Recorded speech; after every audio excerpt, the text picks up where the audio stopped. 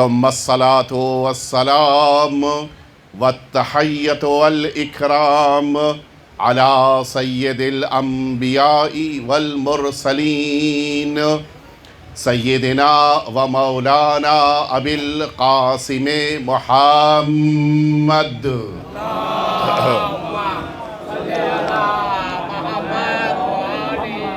صلى الله عليه وعلى أهل بيته الأطيبين الأنجبين الذين أذهب الله عنهم الرجس وطهرهم تطهيرا.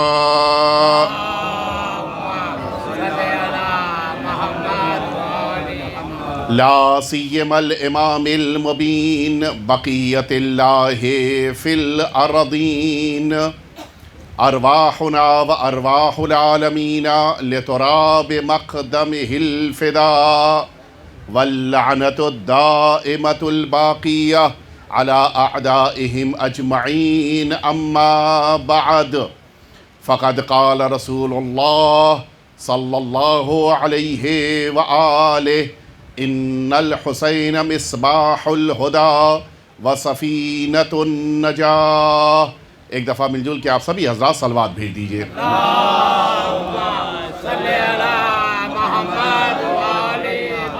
عزیزان محترم، یہ محرم الحرام کی تاریخیں جن میں آپ سبھی سرکار سید الشہداء کی مجالس عزا میں شرکت کرتے ہوئے اس عظیم ایمانی ثبوت کو پیش کرتے ہیں جو ان عزائے سرکار سید الشہداء میں شرکت کی بنا پر ہم سب کے لیے بشکل علامت قرار پایا ہے.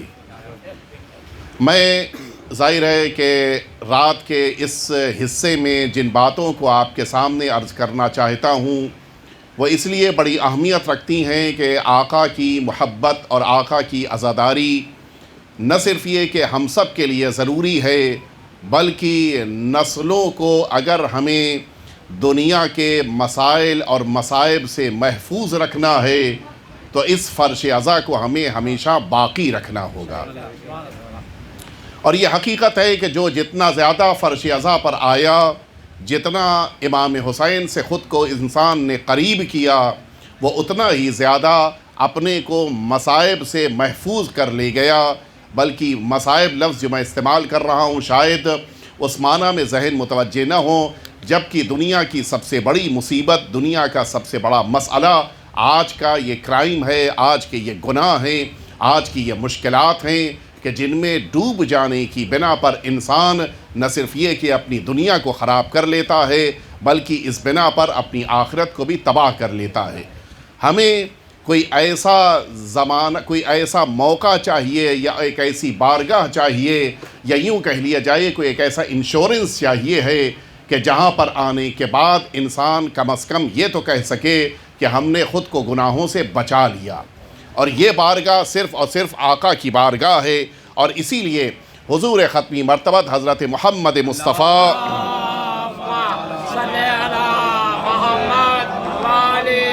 آپ نے ارشاد فرمایا کہ ان الحسین مصباح الہدی و سفینۃ النجاہ، بے شک یہ حسین نجات کی کشتی اور ہدایت کا چراغ ہیں.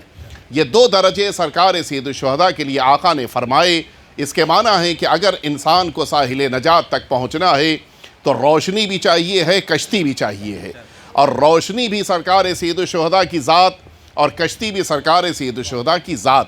بہت سارے زمانوں میں انسان کے لیے سمجھ میں نہیں آتا تھا، حتیٰ ہمارے لیے بھی جب تک ہم بامبے نہیں آئے تھے یہ حدیث کا یہ ایک پہلا فقرہ سمجھنا مشکل کام تھا. لیکن جس زمانے میں یہاں آ کر ساحل کے اوپر دیکھا کہ سمندروں کے درمیان بیچ میں وہ لائٹس لگائی جاتی ہیں جن کے ذریعے سے پتہ چل سکے کہ انسان کس سمت میں رواں دواں ہے.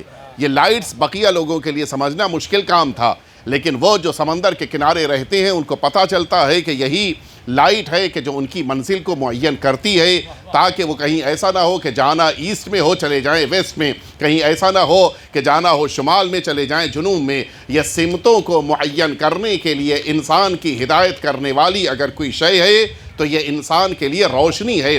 سرکار رسالت مآب نے فرمایا کہ تمہیں اگر نجات حاصل کرنا ہے تو تمہارے لیے دونوں چیزیں ضروری ہیں، تمہیں امام حسین کی کشتی پہ سوار بھی ہونا ہوگا اور منزل کو سمجھنے کے لیے امام حسین کی روشنی کو بھی لینا ہوگا۔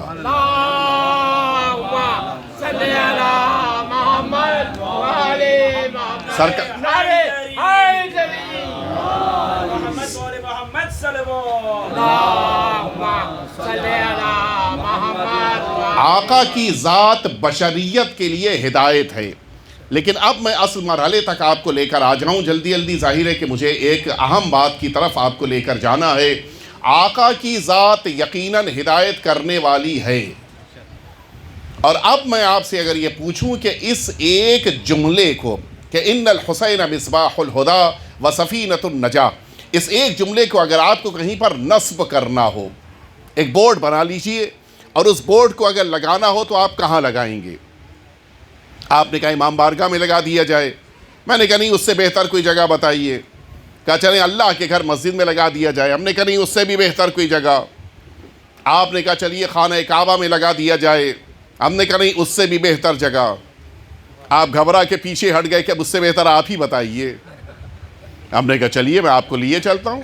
اس سے بہتر جگہ اگر آپ کو چلنا ہے تو آئیے میں آپ کو لے کر چلوں ایک ایسی ذات کے پیچھے کہ جن ذات کی عظمت یہ ہے کہ اللہ نے انہیں اپنی بارگاہ میں بلایا، لیکن اس شان کے ساتھ بلایا کہ جب معراج پر رسالت مآب آئے تو آپ کے قدموں سے لپٹی ہوئی آپ کی جوتی بھی بلندیوں پر گئی۔ اس کے معنی ہے کہ معصوم کے قدموں کی یہ خاصیت ہوتی ہے کہ اگر ادنا شے بھی قدموں سے وابستہ ہو جائے تو اسے معراج مل جاتی ہے۔ اب آپ سمجھے ہم کیوں امام حسین کے قدموں سے خود وابستہ ہیں؟ یہ فرش عزا نہیں ہے، یہ ہمیں معراج عطا کرتی ہے۔ ایک دفعہ مل جل کے صلوات بھیج دیں آپ حضرات۔ اب چلیں حضور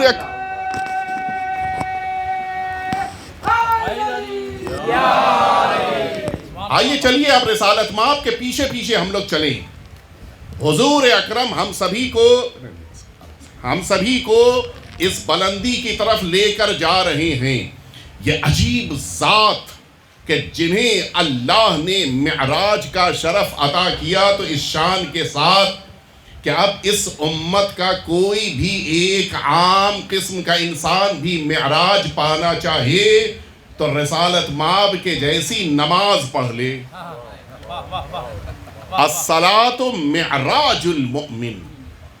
اب رسالت مآب کا شرف یہ ہے کہ ان کا امتی اگر پوری تمام شرطوں کے ساتھ نماز کو پڑھ لے تو یہ رہتا زمین پر ہے، نماز اسے معراج عطا کر دیتی ہے۔ اب ایسے پیغمبر کے پیچھے ہم چل پڑے۔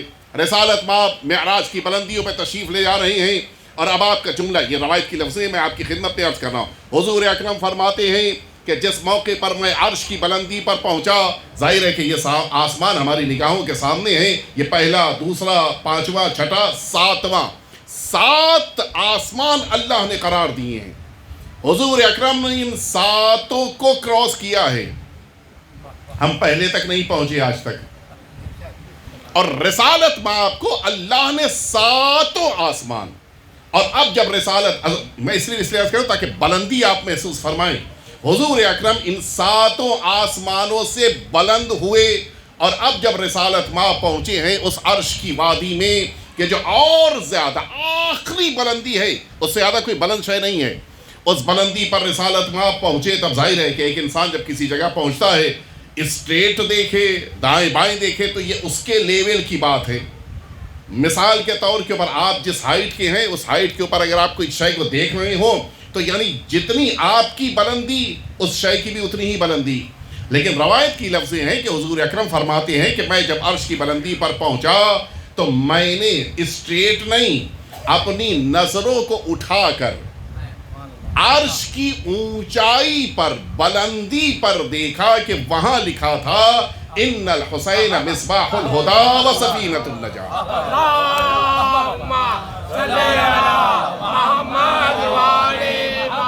اچھا اب ایک بات میں عرض کر دوں آپ کی خدمت میں، آپ سبھی اس بات سے بخوبی واقف ہیں، ظاہر ہے کہ ہم صبح و شام مشاہدہ کرتے ہیں یہ جو بورڈز لگے ہوتے ہیں ان کی اپنی اہمیت ہوتی ہے.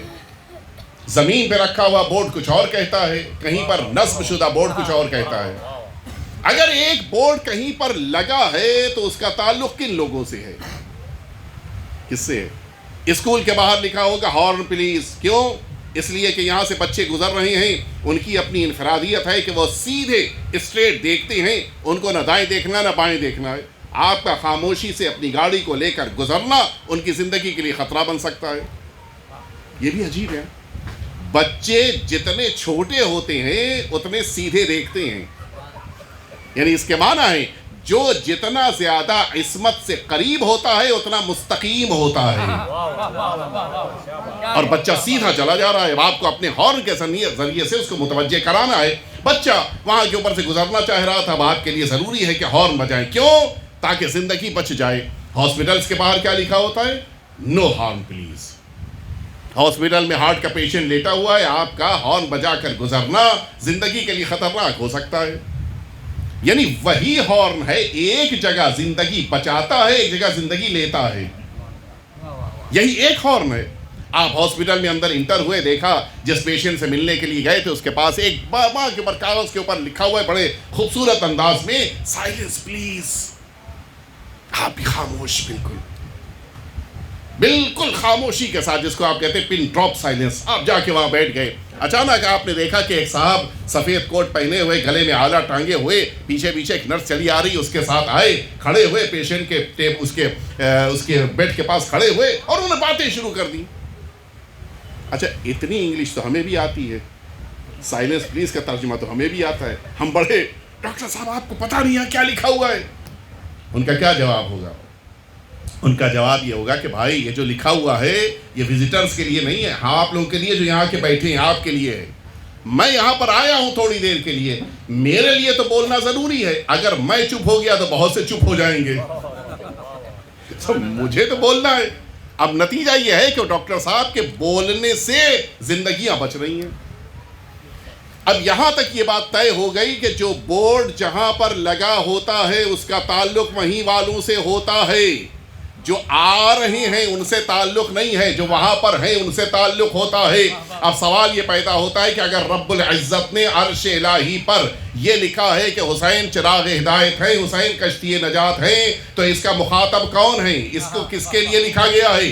ذات پروردگار نے اگر وہاں پہ قرار دیا ہے تو کس کے لیے قرار دیا؟ یہ سوال ہے. سوال کا سیدھا سادہ سا جواب یہ ہے کہ اسی اصول کافی میں ہمارے اور آپ کے چھٹے امام امام جعفر صادق علیہ السلام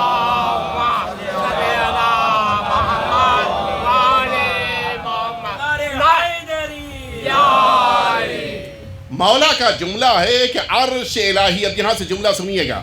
حدیث شریف میں مولا نے فرمایا کہ عرش الہی اس وادی کا نام ہے جس میں قدم رکھنے کے لیے عصمت کی شرط ہے. غیر معصوم قدم ہی نہیں رکھ سکتا, جا ہی نہیں سکتا. گناہوں کا دھبا اس کی راہ میں ایسی رکاوٹ بنے گا کہ اس کے قدم عرش الہی تک نہیں پہنچ سکتے.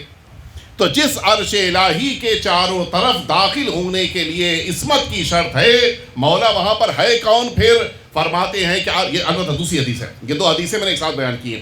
مولا فرماتے ہیں کہ عرش الہی وہ عظیم الشان وادی ہے کہ جس وادی میں پروردگار نے انبیاء کو رکھا ہے, سارے رسولوں کو رکھا ہے, سارے اوصیاء کو رکھا ہے, اور مقرب ملائکہ کو رکھا ہے. سب کو نہیں, مقرب ملائکہ کو پروردگار نے اس عظیم الشان وادی میں رکھا ہے. اے میرے پروردگار, اگر حسین چراغ ہدایت ہیں, اگر حسین نجات کی کشتی ہیں, تو ہم تو سمجھ رہے تھے کہ زمین پہ رہنے والے ان عام انسانوں کے لیے امام حسین کشتی نجات ہیں. یہ عجیب درجہ ہے, یہ عجیب رتبہ ہے کہ عرش الہی پر موجود ان ہستیوں کے لیے تو نے سرکار سید الشہداء کو کشتی نجات قرار دیا ہے. مجھے جملہ کہنے دیجئے. ہم سمجھتے تھے کہ امام حسین صرف گناہگاروں کے لیے کشتی نجات ہے, پتہ چلا کہ معصوم انبیاء کے لیے بھی کشتی نجات حسین ہے. صلوات بھیج دے محمد والے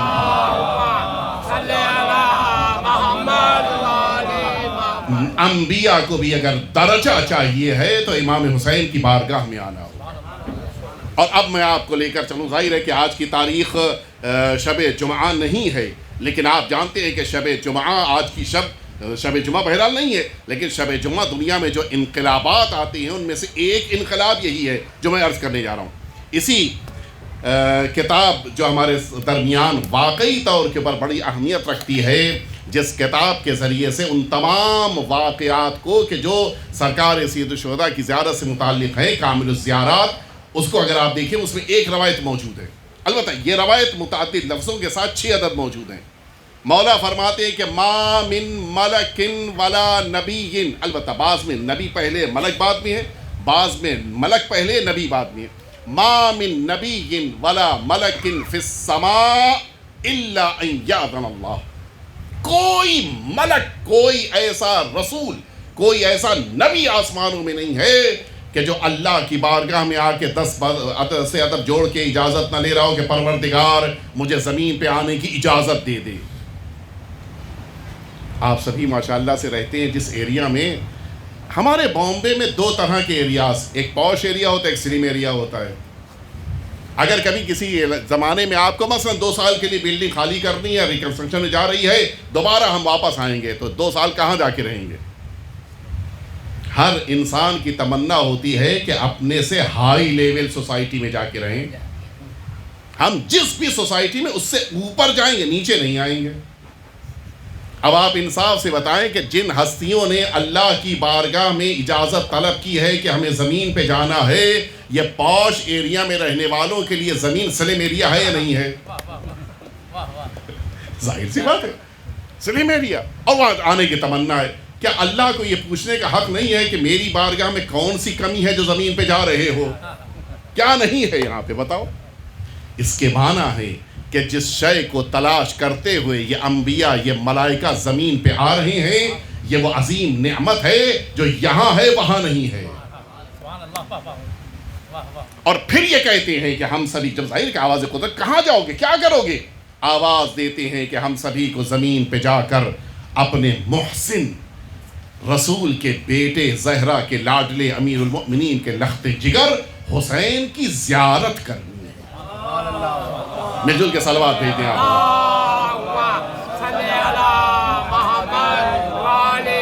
اور اس کے بعد مولا ہمارے اور آپ کی ظاہر کہ میں روایت جو نقل کر رہا ہوں یہ ہمارے چھٹے امام امام جعفر صادق علیہ السلام کی روایت ہے۔ البتہ صلوات پر 11:20 کا اثر دکھائی دے رہا ہے، لیکن بہرحال انشاءاللہ بلند آواز سے صلوات بھیج دیجئے تاکہ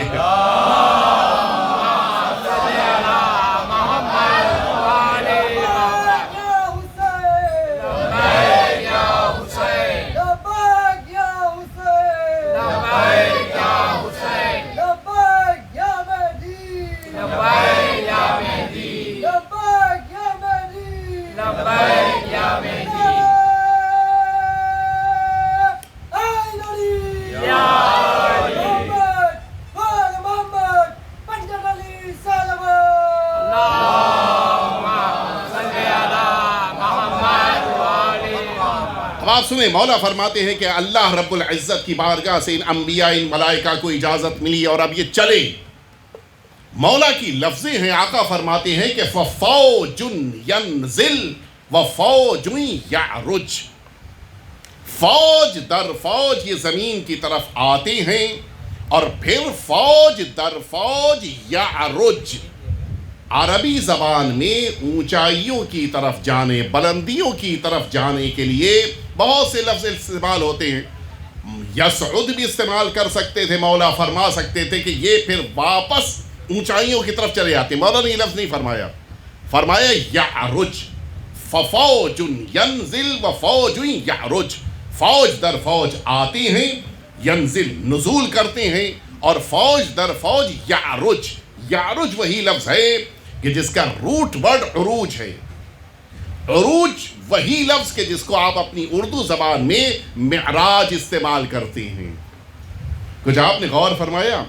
آقا نے یہ نہیں فرمایا کہ یہ فوج در فوج ملائکہ اور انبیاء زمین پہ آ رہے ہیں اور واپس جا رہے ہیں، نہیں، فرمایا فوج در فوج آ رہی ہیں اور امام حسین کی بارگاہ میں آ کر معراج پا رہے ہیں۔ اب لفظیں آپ کے ذہنوں کے حوالے کر دوں، جب اللہ رب العزت نے اپنے آخری نبی کو معراج عطا فرمائی ہے تو اس موقع پر زمین کی وادیوں سے نکل کر رسالت مآب عرش کی بلندی تک تشریف لے گئے ہیں۔ رسالت مآب کی معراج یہ ہے کہ عرش الہی تک جائیں، اور یہ ملائکہ اور انبیاء کہاں سے آ رہے ہیں؟ اسی عرش الہی سے آ رہے ہیں۔ یعنی اس کے معنی ہے آخری پیغمبر کی معراج یہ ہے کہ وہ عرش تک جائیں، اور عرش والوں کی معراج یہ ہے کہ وہ حسین کی بارگاہ میں آ جائیں۔ ایک دفعہ اور مل جل کے صلوات بھیج دیں آپ حضرات۔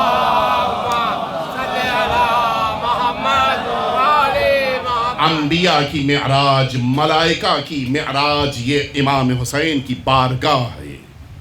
اور پھر اسی مفاتیح الجنان میں بھی یہ روایت موجود ہے، اور متعدد جگہوں کے اوپر یہ جملہ روایتوں میں بحار الانوار میں بھی موجود ہے کہ جس موقع پر یہ ملائکہ نکلتے ہیں عرش الہی سے اجازت لے کر، مفاتیح میں بھی جملہ موجود ہے، اللہ مرحوم محدث قمی نے بھی لکھا ہے، یہ ملائکہ جیسے ہی آسمان کی وادیوں سے زمین کی طرف بڑھنے لگتے ہیں، اچانک ان کے پاس آتی ہیں حوریں، یہ حور العین کہ جن کو قرآن مجید نے جنتی مخلوق قرار دیا ہے، اور جن کا سارا کام یہ ہے کہ جنت میں رہتے ہوئے وہاں خدمت کریں۔ حور زمین کی وادیوں میں خاص موقعوں پر آئی ہیں، روایتوں کے مطابق ہمیشہ ان کو اختیار نہیں ہے کہ زمین کی وادیوں میں آئیں، ان کے لیے اللہ نے خاص درجہ، خاص رتبہ جنت میں رکھا ہے، اور جنت ہی میں رہنا ہے۔ یہ صرف ایک زمین کے دروازے کی اہمیت ہے کہ جس دروازے پر حوریں آئی ہیں، اور وہ بھی وجہ یہ ہے کہ اس دروازے کی وہ عظیم الشان شہزادی اس کائنات میں تشریف فرما ہے کہ جو جنتی حور ہے زمین پر۔ شاید آپ کے ذہن متوجہ ہو گئے، لہذا وقت نہیں ہے کہ میں اس کی وضاحت میں جاتا کہ رسالت مآب نے جناب سیدہ کے بارے میں یہ لفظ حور استعمال فرمایا ہے۔ اس کی اپنی وجہ ہیں جو خاص موقع پہ عرض کریں گے، لیکن اللہ نے جن حور العین کو جنت میں قرار دیا ہے، روایت کہتی ہے کہ یہ آتی ہے ملائکہ کے پاس۔ کہاں جا رہے ہو؟ اچھا، یہ اپنا حساب نہ سمجھیے آپ لوگ گھر سے نکلے تو حساب لیا گیا تھا۔ یہ حوریں ہیں ملائکہ سے، کہاں جا رہے ہو؟ کہ زمین پہ جا رہے ہیں۔ کیوں؟ اللہ نے اجازت دی ہے۔ اچھا، زمین سے جب واپس پلٹو گے تو ہمارے لیے گفٹ کیا لاؤ گے؟ شاید آپ نے اتنی توجہ سے اس لفظ کو سنا نہیں، یہ گفٹ بڑا اہم ہوتا ہے۔ آپ حضرات بھی ماشاءاللہ جاتے ہیں زیارتوں کے اوپر، مثلاً کبھی ایسا ہوا کہ آپ زیارت پہ گئے ہو، ابھی ہمارے اصغر بھائی گئے زیارت کے اوپر، وہاں سے واپس آ رہے، ماچس کی تیلی آپ ہدیے میں لے کے آئے اپنے گھر والوں کے لیے؟ نہیں لائے؟ حج پہ گئے تھے، حج زیارت ہے، حج در واقع زیارت اللہ کہلاتا ہے، اللہ کی زیارت، یہ درجہ اور بڑا ہے۔ روایتوں میں حج کو زیارت لفظ سے یاد کیا گیا ہے۔ کبھی ایسا ہوا کہ آپ گئے ہو، وہاں سے ماچس کی تیلی لے کے آ گئے، اچھا اگر بائی چانس لے بھی آئے ہو تو کیا مجال کسی کو ہدیہ کر دیں؟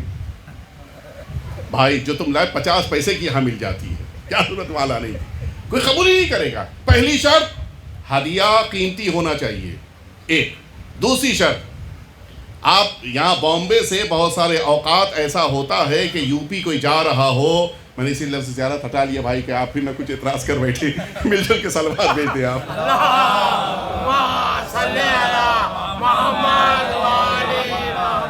تو وہ یہاں سے کوئی یو پی جا رہا ہو تو کبھی ایسا ہوا کہ آپ یہاں سے جب بھیجیں تو کہیں یہاں سے مثلاً میں برفی بھیج رہا ہوں لکھنؤ والوں کے لیے، نہیں بھیجتے۔ اسیم صاحب تو چلے گئے، خیر اسیم صاحب کا گھر لکھنؤ میں ہے، کبھی نہیں بھیجیں گے۔ کیوں؟ برفی وہاں کی ہے، یہاں کی تھوڑی نہیں ہے۔ یہاں سے افلاطون بھیجیں گے، وہاں سے برفی آئے گی، یہی تو ہوتا ہے نا۔ یعنی دوسری شرط یہ ہے کہ ہدیے میں وہ چیز بھیجی جائے جو وہاں نہ ملتی ہو، یہاں ملتی ہو۔ اسی لیے آپ نے 92 اگر کوئی بزرگوں میں ہو زمانے کا، آپ تو یقیناً اس زمانے میں رہے ہوں گے، یاد ہوگا 92 میں بہت زیادہ وہ ٹی چلتا تھا، ٹانڈا ٹیلیکاٹ۔ بہت سے لوگ حج پہ جاتے تھے، واپس آتے تھے، کپڑا لے کے آئے کہ خاندان میں بانٹیں گے۔ اب جو بانٹتے بانٹتے آخر میں پہنچے ٹی لکھا ہوا ہے، کیا پچھتاتے تھے، اتنا مہنگا وہاں سے لے کے آئے، یہیں کا تھا۔ ہوتا ہے نہیں ہوتا ہے؟ آپ یہاں سے عقیق لے کے گئے، لینے کے ایران سے واپس آئے، پڑھا وہ کھمبات کا نکل آیا انڈیا کا۔ تو کبھی بھی گفٹ کے لیے دوسری شرط یہ قرار دی جاتی ہے کہ جہاں جا رہا ہو وہاں نہ ملتا ہو، ہے نہیں شرط۔ اب آپ انصاف سے بتائیں، ان حوروں نے یہ کہہ دیا کہ میرے لیے زمین سے کیا گفٹ لاؤ گے؟ کیا لے جائیں گے ملائکہ؟ کیا لے جائیں گے بتائیں؟ اگر ہمیں بھیجنا ہوتا کیا بھیجتے؟ یہ پانی ملا ہوا دودھ یہاں کا، جسے پتہ ہی نہیں چلتا کہ دودھ زیادہ ہے پانی زیادہ ہے. یہ ڈرائی فروٹ جو وقت سے پہلے چلے آتے ہیں، یہ فروٹ جو انجیکشن کے ذریعے سے ماشاءاللہ سے بڑے میٹھے میٹھے بنا، کیا بھیجیں گے یہاں سے؟ کیا بھیجیں؟ ملائکہ نے خبرہ دیکھی، شرط ذہن رہے قیمتی ہونا چاہیے، عام نہیں ہونا چاہیے، اور دوسری شرط وہاں نہ ملتا ہو تبھی یہاں سے جائے گا. ملائکہ نے پوچھا گھبرا کر، روایت کی لفظیں ہیں کہ ہم تمہارے لیے کیا گفٹ لائیں؟ حوریں کہتی ہیں کہ جب زمین سے واپس پلٹنے لگنا تو ہم جنت والوں کے لیے امام حسین کی قبر مبارک کی مٹی لے کر آنا.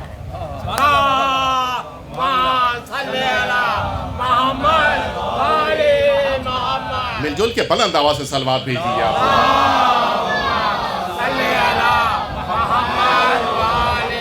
نہیں، آپ لوگوں کا انداز بتا رہا ہے کہ مجھے بھی اپنے جملوں کو سمیٹ کے وقت کو سمیٹ دینا چاہیے. انشاءاللہ میں بھی ختم کر رہا ہوں. حقیقت یہ ہے کہ سرکار سید الشہداء کی بارگاہ میں جانے والی یہ خاک شفا، امام حسین کی بارگاہ سے جانے والی یہ خاک شفا وہ عظیم نعمت ہے جو جنت میں بھی نہیں ہے، یہ اللہ نے آپ کی قسمت میں رکھی ہے.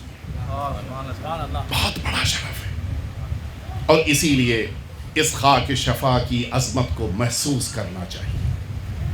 امام حسین کی بارگاہ ہم سبھی کے لیے وہ عظیم بارگاہ ہے کہ جو بے مثل ہے، جس کی کوئی مثال ہوئے زمین پہ نہیں ہے. میں بس اپنی بات کو مکمل کرتے ہوئے ایک واقعہ عرض کر کے بات کو ختم کیے دیتا ہوں. اس فرش عزا کی ایک اہمیت تو یہی ہے کہ امام حسین سے منسوب ہے. اس سے بڑا کوئی شرف نہیں ہو سکتا. ہم جس جگہ پر آ کر بیٹھے ہیں یہ ہمارا خود کا اپنا مسئلہ نہیں ہے.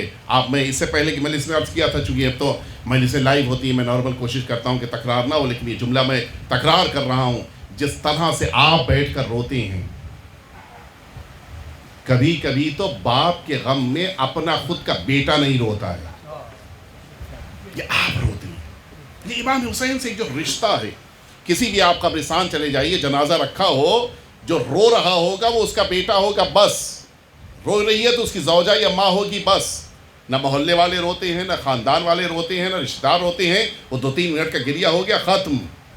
لیکن یہ عجیب امام حسین کی وراثت ہے جو اس قوم کے کاندھوں پہ اللہ رب العزت نے قرار دی ہے. ہر ایک اس طرح سے روتا ہے جس طرح سے بیٹا باپ کا ماتم کر رہا ہو. یہ انفرادیت ہے امام حسین.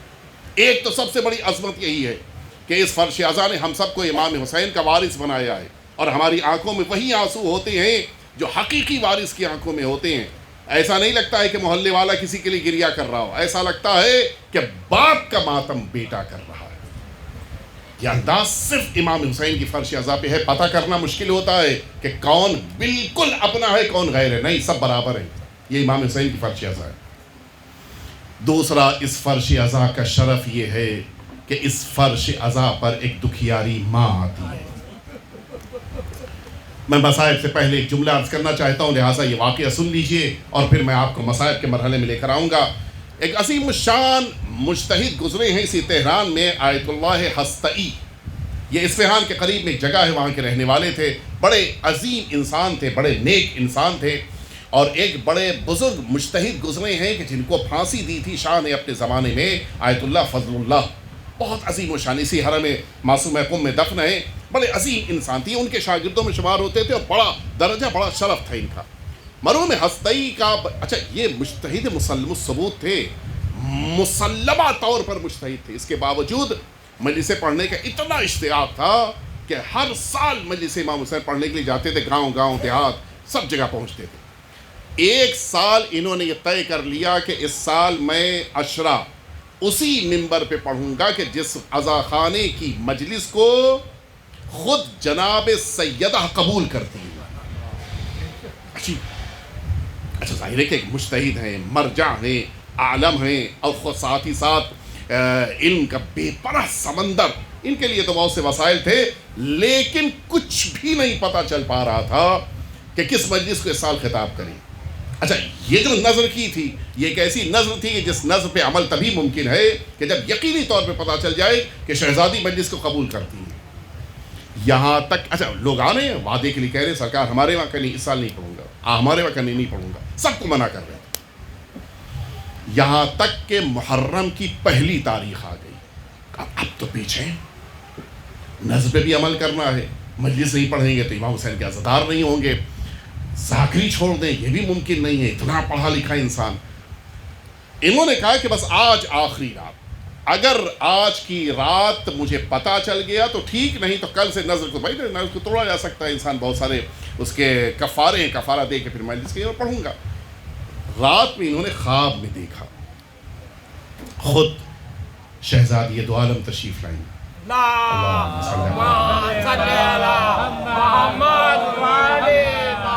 آپ نے آنے کے بعد فرمایا کیوں مجلس نہیں پڑھ رہے؟ کہ میں نے نظر کی ہے. آپ فرمائیے کہ کون سی مجلس آپ کو پسند ہے؟ فرمایا میں ساری مجلسوں میں جاتا، میرے ساری مجلسیں برابر ہیں. میرے بیٹے کے لیے جہاں بھی دو لفظیں فرمائی تھی، میرے بیٹے کے لیے جہاں بھی فرش عزا بچھتی ہے اور جہاں بھی میرے بیٹے کے لیے علم بلند ہوتا ہے میں وہاں مجلس سے پہنچتی ہوں. ہائے حسین کا نہیں، آپ فرمائیے ان ساری مجلسوں کے بیچ کون سی مجلس ہے جو آپ کو پسند ہے؟ کہ میں کہہ رہی ہوں مجھے سب پسند ہے، ساری مجلسیں. کہ نہیں، آپ فرمائے تیسری بار پوچھا کہ کون سی مجلس آپ کی منظور نظر ہے، کون سی مجلس سے خاص توجہ آپ کی ہوتی ہے؟ فرمایا اگر تم پوچھ ہی رہے ہو تو میں تمہیں بتا دیتی ہوں. تہران کا ایک علاقہ ہے جو اب نام بدل گیا اس کا، اس زمانے میں اس کا نام تھا، ابھی مجھے بھی نہیں پتا ہے، میں نے سنا تھا نام لیکن میرے ذہن میں اس وقت نہیں ہے اس نئے نام کا. اس زمانے میں اس کا نام تھا صابون پستخونے، یہ اس زمانے میں اس کا نام تھا، وہ سارے نام ہوتے ہیں، ان میں سے ایک نام یہ تھا.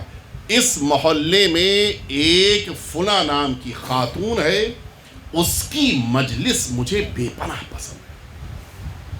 اچھا جب تصور یہ آئے کہ شہزادی کو پسند تو پھر اب اسی عنوان سے ذہن میں فکر بھی آئے گی. صبح میں بیدار ہوئے، تہران کا چونکہ واقع خود تہرانی میں رہتے تھے آیت اللہ حسین، تلاش کرتے ہوئے پہنچے اس محلے میں. اس زمانے میں گھروں میں پانی کے لیے سپلائی کا یہ پائپ کنیکشن نہیں ہوتا تھا. یہ روڈز کے کنارے ابھی بھی جو روڈز کے کنارے پتلی نہریں بہتی ہیں ان میں پانی صاف شفاف ہوتا تھا. وہ دیکھا ایک خاتون بیٹھی ہے اسی پانی کے پاس اور وہ کچھ پھل وغیرہ صاف کر رہی ہے، کپ وغیرہ دھو رہی ہے. پوچھا اس محلے میں فلاں نام کی خاتون رہتی ہے؟ اس نے کہا میں خود ہی. پوچھا تمہارے گھر میں مجلسیں ہوتی ہیں؟ کہا میرے گھر میں مجلس ہوتی ہے. کب ہوتی ہے؟ کہ دوپہر میں نماز اس طرح ہوتی ہے کہ دوپہر کی نماز کے اوپر مجلس ختم ہو جاتی ہے. کہ یہ بتاؤ کہ اگر میں مجلس پڑھوں تو؟ بہت اچھا. اچھا وہ نہیں پہچانتی تھی، وہ بڑے سادہ مزاج کی خاتون، پہچانتی نہیں تھی، ورنہ آیت اللہ حسین کا نام تھا، وہ نہیں پہچانتی تھی. بہت اچھا، کیوں میں پڑھوں؟ اتنا خوش ہو؟ کہ اس لیے کہ آج ہی کیا واقعہ ہے کہ جو صاحب مجھ سے میرے مجلس میرے گھر پڑھنے آئے تھے میں نے ان سے 10 دن کا وعدہ لیا تھا، پہلی مجلس پڑھی انہوں نے، لیکن جب دیکھا کہ مجمع میں صرف 4 لوگ ہیں انہوں نے صاف کہہ دیا کہ بھائی آج کی مجلس ہو گئی، میرا عشرہ ہو گیا، بس کل سے نہیں آؤں گا. یہ بھی ایک عجیب مشکل ہے. ہمارے وہاں مجلسوں کی کامیابی لوگوں کے اور مجمع کی تعداد پر چھپی ہوتی ہے. جتنا بڑا مجمع مجلس اتنی کامیاب، جبکہ مجلسوں کا تعلق تعداد سے نہیں ہے، بانی مجلس کے خلوص سے ہے. وہ 4 ہو سکتا ہے کہ 4 لاکھ پر بھاری ہو جائیں اگر خلوص کی بنا پر مجلس ہو رہی ہے. ہمارے وہاں یہ تھوڑا سا مزاج بدلنے کی ضرورت ہے. کبھی کبھی تو ہم لوگ بھی کتنا مجمع آئے گا، ارے مجلس کیا تعلق ہے بھائی؟ یہ مجمع تو وہ ہوتا ہے کہ جو نگاہوں میں آ جاتا ہے، جو مجمع دکھ نہیں رہے ان کا کیا ہوگا؟ وہ زیادہ بڑا مجمع ہے. کہ میں کل سے آؤں گا پڑھنے. آیت اللہ حسین کا بیان کہ میں اچھا پورا واقعہ انہوں نے نقل کیا ہے ان کی زندگی کے بعد سامنے آیا. یہ آیت اللہ حسین کا بیان کہ میں اگلے دن مجلس پڑھنے کے لیے، البتہ اس دن بھی گیا اس کے گھر، اس دن بھی اس کے گھر گیا، دیکھا باقاعدہ اس کے گھر میں دروازے کے اوپر پرچم لگا. وہ اتنا پرانا پرچم تھا کہ جو سیاہی اس کی سفیدی کی طرف آ چکی تھی. یعنی اتنے عرصے سے وہ پرچم لگا کر امام ظاہر کہ شعائیں جب پڑتی ہیں دھوپ یہ سورج کی تو اس کے نتیجے میں خود بخود یہ رنگ کب پڑ جاتا ہے. پرچم نصب ہے اور اس پرچم میں دروازے کے اوپر ہی پھر وہی اندر جا کے مجلس ہوتی تھی اس کی. اگلے دن یہ پہنچے، پتہ ہی چلا کہ واقعی طور پہ کوئی مجلس میں نہیں آیا ہے، خالی مجمع، کچھ بھی نہیں ہے، بالکل مجمع سے خالی. ایک چھوٹا سا کمرہ ہے، اسی کمرے میں چھوٹی سی کرسی ہے، اس کے اوپر بٹھایا جائے گا مجلس کے لیے، اور بغل کا ایک اس سے بھی چھوٹا کمرہ ہے جس میں وہ خود خاتون بیٹھتی ہے اور وہ تبرک کے طور کے اوپر لوگوں کو جو آ جائیں مجمع میں ان کو اندر سے چائے بھجواتی کہ چائے پی لو، بس یہی طریقہ کا گئے کا۔ میں تو اس مجلس میں ضرور مجلس شرکت کروں گا، مجلس پڑھوں گا، پہلے دن کی مجلس پڑھی وہی 3-4 آدمیوں کا مجمع، اگلے دن ایک آدھ، حتیٰ عاشور کے دن آتے آتے 1 یا 2 آدمی بڑھے، بس کوئی مجمع نہیں۔ اور اسی طرح سے ایک مجتہد نے جیسے بڑے مجمع میں مجلس پڑھتے تو ویسے یہاں بھی مجلس پڑھا، کوئی فرق نہیں۔ عاشور کا دن آیا، ظاہر ہے کہ عاشور کے دن آپ سبھی اس بات سے بخوبی واقف ہیں، ہم لوگوں کا سب کا طریقہ کار ہے، آپ بزرگان بھی اس بات سے واقف ہیں کہ عاشور کی مجلسوں کا ہم لوگ حساب نہیں، کوئی حساب نہیں، کوئی لفافہ نہیں۔ عاشور کے دن مجلس جیسے ہی پڑھی انہوں نے فوراً تیزی سے باہر کی طرف نکلے کہ کہیں ایسا نہ ہو کہ وہ خاتون روک لے اور کچھ دینا چاہے، مجھے ان سے نہیں لینا ہے، مجھے جناب سیدہ سے لینا ہے۔ مجلس پڑھ کے جیسے ہی اتر کے جانے لگے، وہ دروازے کے اوپر، اچھا چھوٹا ہی سا گھر تھا، دروازے اس نے روک دیا، کہاں جا رہے ہیں حاجی آقا؟ بس ہو گئی، 10 مجلس کا وعدہ تھا، 9 مجلس مجھے پڑھنی تھی، 9ویں مجلس ہو گئی، ختم ہو گئی، جا رہا ہوں وہاں پر۔ کہ میں نے آپ کے لیے ہدیہ تیار کیا، کہ میں نہیں لوں گا، خاص طور سے آج تو نہیں سکتا، کہ آج کی مجلس کا نہیں ہے، بقیہ مجلسوں کا۔ انہوں نے اصرار کیا، اور یہ بات جب انہوں نے انکار کیا، وہ اصرار کر رہی تھی، یہ کہتے رہے کہ ہم نے ان مجلسوں کا حساب کسی سے لے لیا، ہم کسی اور سے لیں گے، تم سے نہیں لیں گے۔ اس نے کہا نہیں حاجی آقا، میں سال بھر گھروں میں محنت کرتی ہوں، کھانا کم کھاتی ہوں، پیسہ بچاتی ہوں، تاکہ ان مجلسوں میں ذکر کرنے والے کو کچھ اپنی طرف سے ضرور دوں۔ یہ میرا مختصر سا ہے، بقیہ جناب سیدہ دیں گے آپ کو۔ انہوں نے کہا ایک شرط، بس میں نے ختم کر دی، توجہ سے آپ سنیں، ایک شرط پر میں تم سے یہ لفافہ لوں گا۔ کیا شرط ہے؟ کہ یہ بتاؤ کہ میں جو 4 مومنین کے درمیان مجلس پڑھتا تھا، تم الگ بغل کے کمرے میں بیٹھ کے چائے وغیرہ تیار کرتی تھی اور مسائل میں تم گریا کرتی تھیں، یہ تمہارے ساتھ اور دوسرا کون بیٹھا ہوتا تھا؟ تمہاری بیٹی، بہو، کوئی اور بھی ہے گھر میں؟ کہا نہیں، میرا گھر تو خالی ہے، بس اکیلی میں رہتی ہوں۔ کہیے تمہارے علاوہ دوسرا کون ہوتا تھا؟ اس خاتون کا جواب سنیں گے، وہ کہتی ہے کہ حاجی آقا کیا آپ نے خواب بھلا دیا؟ خواب میں آپ سے جناب سیدہ نے یہی تو کہا تھا کہ بقیہ مجلسوں میں جاتی ہوں، لیکن اس مجلس میں جا کر بیٹھتی ہوں۔ حاجی آقا آپ کو نہیں پتا ہے، خود سیدہ میری اس مجلس میں آ کر بیٹھتی ہے۔ سیدہ اپنے بیٹے حسین کے لیے فرش عزا پہ آ کے گریہ کرتی ہیں اور دعائیں دیتی ہیں ان لوگوں کے لیے جو امام حسین پر گریہ کر رہے ہوں۔ نہ جانے کس مجلس میں سیدہ آ کر بیٹھی ہوں، نہ جانے کس مجلس کو سیدہ نے قبول کیا ہو۔ اے میرے حسین کے عزاداروں، تم نہ جانے کہاں کہاں سے میرے بیٹے کے لیے رونے کے لیے گریہ کرنے کے لیے آئے ہو۔ ہم سب کی طرف سے یقیناً سیدہ کی بارگاہ میں پرسہ پیش ہے۔ اے شہزادی، ہم سب آپ کے بیٹے کا ماتم کرنے کے لیے آئے ہیں۔ یہ ہمارے ہاتھوں میں اٹھنے والے علم، یہ اسی علم کی شبیہ ہے جو میدان کربلا میں غازی کے ہاتھوں پہ بلند ہوا تھا۔ یہ ہمارے ہاتھوں میں اٹھنے والے تابوت، یہ اسی جنازے کی شبیہ ہے جو کل میدان کربلا میں زمین کربلا پہ تھا۔ کوئی ان جنازوں کو اٹھانے والا نہیں تھا۔ ابھی آپ کے درمیان سے وہ ذوالجناح رخصت ہوا ہے کہ جو ذوالجناح کل میدان کربلا والے امام حسین کے ذوالجناح کی شبیہ ہے۔ یہ جب کل کربلا میں آیا تھا تو عالم یہ تھا کہ چھوٹے چھوٹے بچوں نے اس ذوالجناح کو چاروں طرف سے گھیر لیا تھا۔ ہاں سنو یہ عزاداروں، انہی کے درمیان ایک 4 سالہ چھوٹی سی بچی بھی تھی۔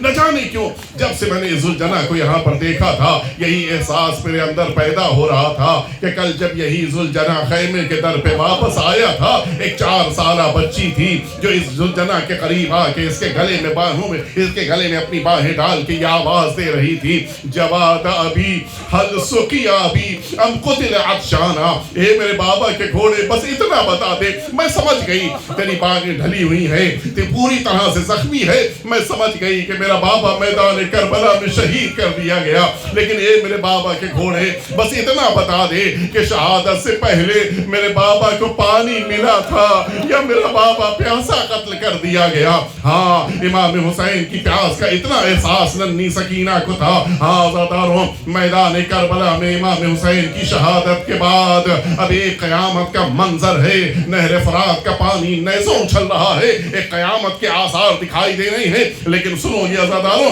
دو اور مصیبتیں ہیں کہ جن میں سے ایک کا تذکرہ کرنا ہے۔ جناب زینب اولیاء مقام سے آ کے جناب فضہ نے کہا کہ اے شہزادی، میدان کربلا میں نے ابھی سنا ہے کہ گھوڑوں کی نال بندی ہو رہی ہے۔ پوچھا وہ کیوں؟ کہا اس لیے تاکہ شہداء کے جنازوں پہ گھوڑے دوڑائے جائیں۔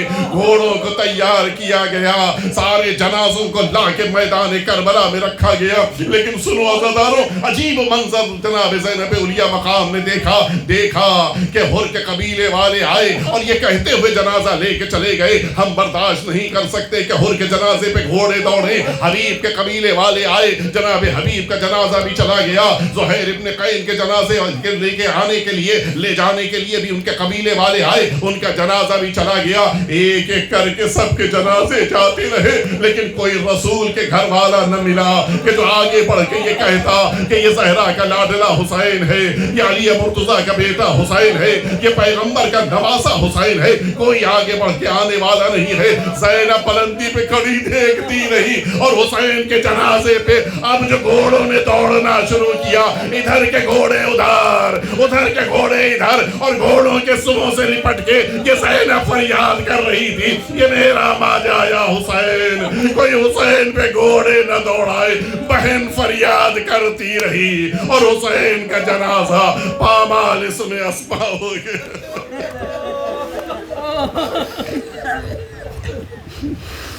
ألا لعنة الله على القوم الظالمين وسيعلم الذين ظلموا أي منقلب ينقلبون إلهي بحق الزهراء وأبيها وبعلها وبنيها والسر المستودع فيها أن تصلي على محمد وآل محمد۔ پروردگار ہم سبھی کے آقا اور مولا کے ظہور میں تعجیل فرما۔ پروردگار ہم سبھی کو امام حسین کے عزاداروں میں شمار فرما۔ پروردگار ان آنسوؤں کو ہماری آخرت کا ذخیرہ قرار فرما۔ پروردگار وہ تمام مؤمنین اور مؤمنات جنہوں نے امام حسین کی فرش عزا کے لیے، اس جلوس کے لیے، اس مجلس کے لیے زحمتیں کی، پروردگار ان تمام مؤمنین کی توفیقات میں اضافہ فرما۔ پروردگار ہم سبھی کو اس دنیا میں امام حسین کی زیارت اور میدان محشر میں شفاعت نصیب فرما۔ پروردگار وہ تمام مؤمنین اور مؤمنات جو زیارتوں کے مشتاق ہیں، ان سبھی کو زیارت اطوات عالیات نصیب فرما۔ ربنا تقبل منا انک انت السمیع العلیم۔ ماتم حسین۔